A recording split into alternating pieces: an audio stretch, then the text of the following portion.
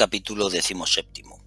Isabel, en sus momentos de conversación consigo misma, veía a las personas como los escritores del libro de sus propias vidas, si bien con mucho analfabeto, que no sabía ni leer ni escribir y no por eso dejaba de poder vivir. Unos eran un libro en blanco, por aquello de no tener nada que contar. Es ese amigo que sonríe con las gracias de los demás, pero que no tiene el valor de hacer ninguna para no ser juzgado, porque el sentimiento de miedo le recomienda en voz alta que ahogue sus palabras y así pasa la vida, siendo un simple eco, pero no siendo voz jamás. Otros eran un libro de naturaleza que hablaba de ríos, porque son los que parece que están escribiendo algo día a día, pero en realidad son una corriente de agua que sigue un cauce que está fijado y del que no se salen jamás. Son aquellos que copian a los demás y unos estilos de vida que creen que son la pauta a seguir. Son esos que no recorrerán nuevos caminos y por lo tanto nuevos destinos. Los hay que son un libro de aventuras, puesto que tras una aparente vida de estabilidad necesitan vivir la sensación que aporta la libertad, que se nutre de la sensación que aporta el riesgo. Pero este tipo de libros esconden no páginas vacías, sino llenas de tachones que tratan de dejar atrás como si jamás hubieran existido. Pertenecen a uno de los géneros más tristes de literatura humana, puesto que una cosa es el producto de la invención y la imaginación y otra muy distinta, ser una mentira continua. Ser la materialización de la falsedad que ofrecen a los demás y sobre todo asumir que son una mentira para ellos mismos pero sin aceptarlo, ya que son búsqueda continua de lo que no encontrarán jamás. También existen los que son libros de estilo, marcando pautas para quienes los llegan a ver como quien los lee, que se permiten la posibilidad de creerse medida para otros, pero esconden en sus frases arrogancia y falta de respeto a quienes no coinciden en el sentido de sus palabras. Son una continua invención que poco aporta a la humanidad, por cuanto se hacen adictos a la sensación de ser el referente de quienes les siguen, llegando a verse necesitados de escribir una vida de estupideces, porque la inteligencia siempre encuentra límites, pero la estupidez siempre es bien acogida por quienes no tienen la capacidad de asimilar el espíritu de lo que leen. Los hay que son libros que, pese a tener millones de palabras en el libro de sus vidas, suenan a silencio, puesto que son esas personas que pasan desapercibidas, no de espaldas a los demás, pero al menos sí ocupando su lugar en la biblioteca de la vida sin la necesidad de esperar que su sitio lo determinen los demás. Hay personas que son libros llenos de faltas de ortografía, porque cada una de ellas representa cada uno de los errores que cometen al darle o restarle a los demás un valor que no les pertenece a esos falsos censores. Bien podrían ser libros de leyes, puesto que se permiten juzgar y hasta sentenciar a otros, siempre que no estén en su círculo de amistades, para quienes encuentran no solo circunstancias atenuantes, sino también eximentes. Son los que nacieron con la idea equívoca de que nacieron para ser jueces y así determinar quién es el inocente y quién es el culpable. Aunque sea complicado encontrar personas que alcen su voz como libros de poesías, puesto que es más frecuente la narrativa teatral, ya que hay vidas que son una penosa representación teatral, también hay seres que son poesía. Los seres que son libros teatrales viven sin retirarse un disfraz compuesto por ropa de última moda, cubriendo su cuerpo con tatuajes, sintiéndose alguien con la suscripción trimestral a un gimnasio y mostrando su impactante representación en las redes sociales e interpretan a la perfección un papel que les hace creerse que la vida que viven es una obra que acabará como aplausos, porque a nadie creerían si les dijera que son una vida como las de los demás, que tiene el silencio eterno como único final. Los más divertidos serían aquellos seres que son libros de viajes, como un sinsentido de la vida, puesto que viven perdidos, recorriendo los días para no llegar a ningún lugar, porque perciben que la vida que les ha tocado en suerte no les pertenece, no sienten que tengan control alguno sobre cada una de las decisiones que deberían tomar. No son un libro de viajes al uso, puesto que no te enseñarán a dónde te llevan, ni lo que encontrarás en cada uno de los destinos que visiten y que describen. Son un libro de viajes anárquico, por ser un continuo peregrinaje sintiendo que nada son cuando se comparan con el resto de los seres humanos, esos a los que siempre perciben como ganadores. Y cuando Isabel acabó su recorrido imaginario por sus pensamientos literarios, volvió a repasar la escena del crimen que sentía que tenía que resolver. Ya tenía en su pizarra mental las fotos de cada uno de los actores principales, sabiendo que entre los que fueran en su momento pareja, ahora solo había una enemistad insalvable. Estaban las fotos de los pequeños desaparecidos que, aunque no los hubiera visto jamás, no se sentía frenada a imaginarlos como esos pequeños encantadores que le sacan una sonrisa en los labios a cualquiera que coincida en el mismo lugar y espacio, incluso cuando por culpa de la vida nos los llevamos cortados. Dedicó una foto con una cara anónima para todas aquellas personas que se posicionaban juzgando, sin necesidad de ver más pruebas que las que ya tenían y que desequilibraban la balanza de la justicia hacia lo que creían obvio. Se reprimió a la hora de usar la imagen de su amiga Eva, que tan claro tenía desde el principio el relato de un hecho que para Isabel, pese a todos los pesares, seguía siendo un misterio. Dejó también una foto para esa mujer que era dolor en sus pasos y que juró vengarse de José por sentirse despechada y rechazada, y que en su orgullo no supo entender que su papel bien podría haber sido el de ayudar a un amigo y no hundirlo. Sentía que seguro que era de esas que le repetía a José que le quería ayudar, pero que en el momento de la verdad se mostró tal y como era en realidad, un lastre para el náufrago, una carga que sonreía mientras veía al confiado hundirse y desaparecer en las profundidades del océano de la adversidad. Y si nadie hubiera reparado en ella, por ser una actriz con un papel tan mísero en esta obra en la que se había convertido la vida, que por sentir el odio de quien no consigue sus fines es capaz de cometer una locura, como matar a los pequeños, aquellos a los que seguramente llegó a visualizar como sus hijastros en una nueva y maravillosa vida. El recuerdo de este espíritu sobresaltó a Isabel por haberla conocido desde el primer momento, y sin embargo, no haberle dado importancia alguna en la historia, por no creerla culpable, sino una posible vía de investigación y de explicación de un delito que desde el primer momento pagara José, un hombre que cumplía con todos los rasgos que se sabía podrían encontrarse en un maltratador de manual. Pero antes que atreverse a trazar hilos invisibles entre las fotografías de los protagonistas elegidos por esa función, que vincularan las acciones de alguno de los participantes de esta historia, quiso dejar un espacio vacío que ocuparían las fotos de los abuelos maternos de los niños. Planificó en su mente una visita de rigor, sin presentación, sin comunicarse con ellos si fuera preciso para no levantar sospechas, como hiciera con la madre de los pequeños, pero sin la necesidad de tener que enfrentarse a preparar una parafernalia tan compleja como entrar en un hospital. Se contentaba con poner cara a todos los actores, incluidos los que parecía que no participaban pero que estaban. A Isabel en ese punto le brotó una sonrisa espontánea, puesto que le vino a la cabeza la imagen cinematográfica de esos personajes que solo sirven para rellenar el espacio de los protagonistas, pero que pasan desapercibidos. En su siguiente incursión al barrio de la madre y su familia, se centró en el portal donde sabía que residían los abuelos. En esta ocasión, tomó la determinación de presentarse frente a su puerta, llamar sin reparos y presentarse con una carpeta, unos folios en blanco y un bolígrafo, de forma totalmente casual, porque era la manera más sencilla de saber cómo eran realmente.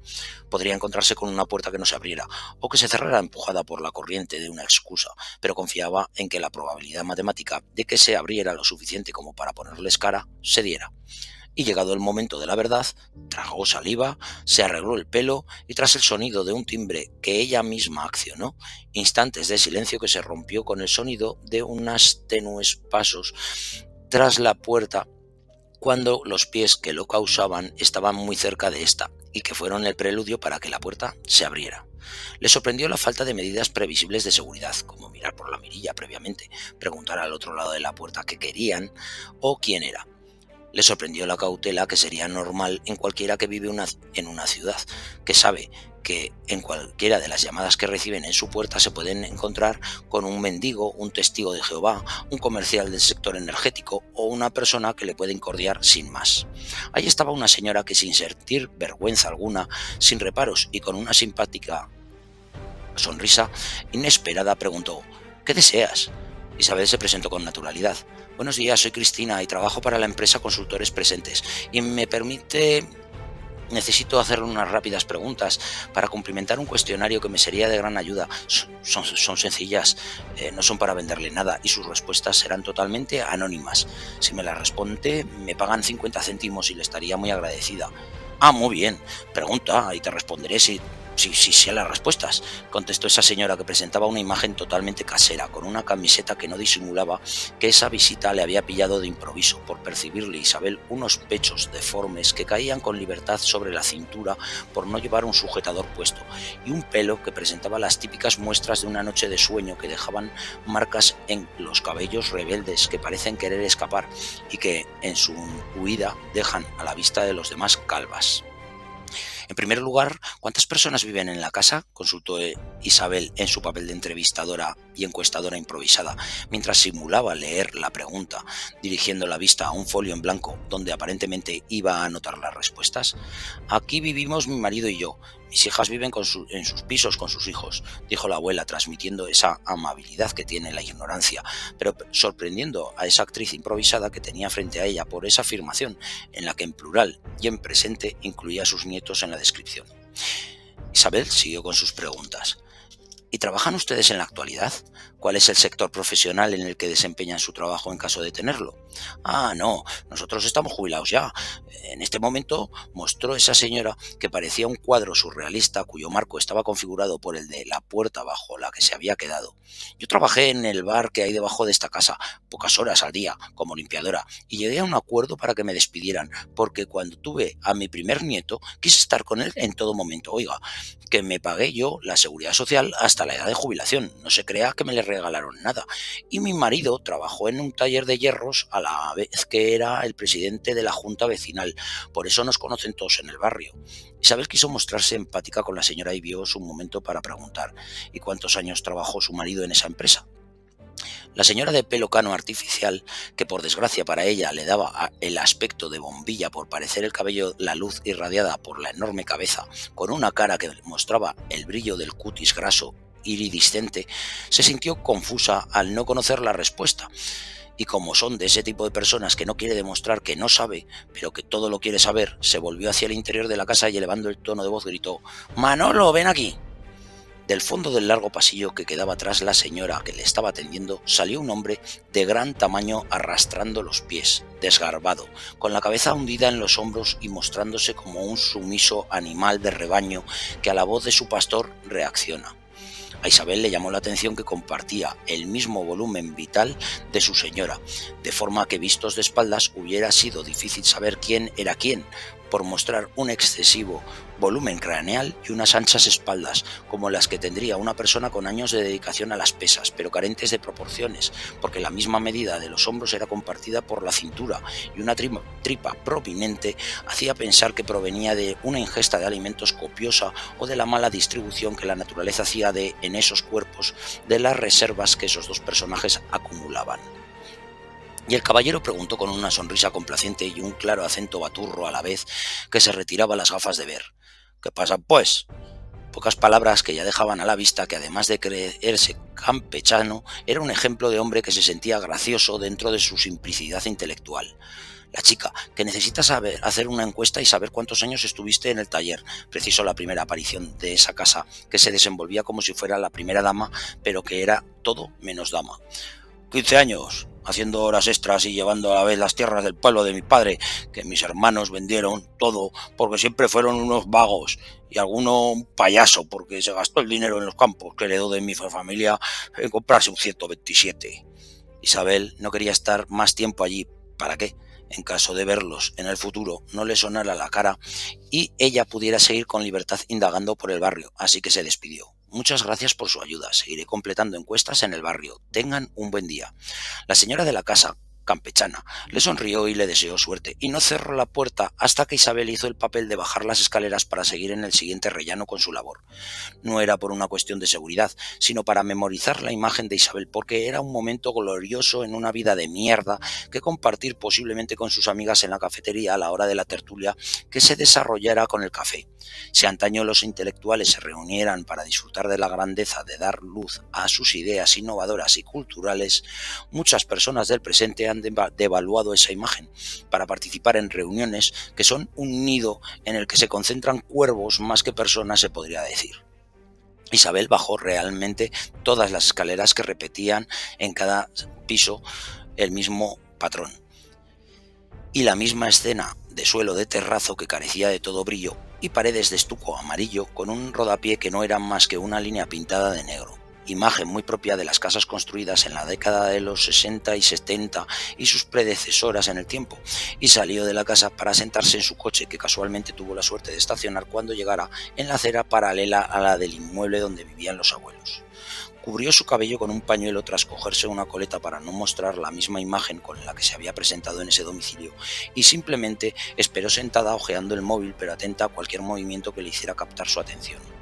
Tras un intervalo de tiempo indeterminado salió el abuelo de la casa, e Isabel se quedó impactada, porque como gesto que perteneciera a una costumbre adquirida, miró a ambos lados de la calle antes de poner un pie en la calle, como quien controla todo movimiento por seguridad, como quien teme ser vigilado. Bien podría ser debido a la desgracia que estaban viviendo, pero no vio en su contacto teatralizado gesto alguno de pena en esas personas, y, de no haber conocido la noticia, bien podría haberle quedado la imagen de un matrimonio de jubilados que pacientes pasan sus días en su hogar. Se decidió tras la inspección ocular el abuelo a salir a la calle, y desapareció sin más para perderse de la vista al doblarle una esquina. Isabel, que dudó por un instante de si debía seguirlo o no, le hizo caso a su instinto y permaneció en el coche sentada, no teniendo que esperar mucho para ver de nuevo que la puerta del portal se abría, en este caso para que saliera la esposa. Esta no mostró ninguna desconfianza, todo lo contrario, ya que casualmente estaba pasando delante del portal en ese instante una señora de la misma edad y aceleró el paso de su lengua para no perderse la más interesante conversación que podría mantener, y que de hecho mantuvieron, viendo Isabel la desenfadada abuela sonreír y departir con la vecina, que tuvo la desgracia de pasar por ese portal en ese preciso instante. Al finalizar la conversación, la abuela siguió la calle en sentido opuesto al que llevara su marido, y también desapareció de la vista que le ofrecía el retrovisor de su coche. Isabel pudo percibir que ese matrimonio no estaba castigado por pena alguna, como sería de prever y como comprobara en la hija días atrás en el centro de salud donde trabajaba. Una señora que gustaba de hablar mucho y que disfrutaba de la vida social de barrio, una persona de esas a las que se le cae la casa encima si la encierras en ella. Un señor que dedica la mañana, o que la podría dedicar, para encontrarse con la hora de comer, hábitos que con toda probabilidad llevarían repitiendo toda la vida desde su jubilación. Otra cosa que percibió Isabel en ambos es que se mostraban seguros y confiados por sus actitudes corporales y verbales, y a tener esa percepción ayudaba la visión que tuvo de que no eran los típicos abuelos por los que se siente ternura, sino dos moles de carne que no tendrían edad para trabajar por estar jubilados, pero que tampoco la tenían para quedarse frente a un televisor durante todo el día. No se les veía aquejados por decrepitud alguna, por lo que se conservaban en ese punto en el que la sociedad te jubila, pero la vida no. Isabel ya les había puesto cara a todos los actores de esa película de miedo en la que solo dos niños habían pagado con su vida el precio de una historia que tan tristemente quiso ser escrita. Un padre en prisión que tenía todos los números en un sorteo en el que le iba a tocar el primer premio, que en este caso era verse durante años privado de su libertad, quizá justamente, puesto que era la única persona y la última persona que vio con vida a los niños, no pudo explicar coherentemente la desaparición de sus hijos, y al que no ayudaron las declaraciones de su antiguo entorno familiar.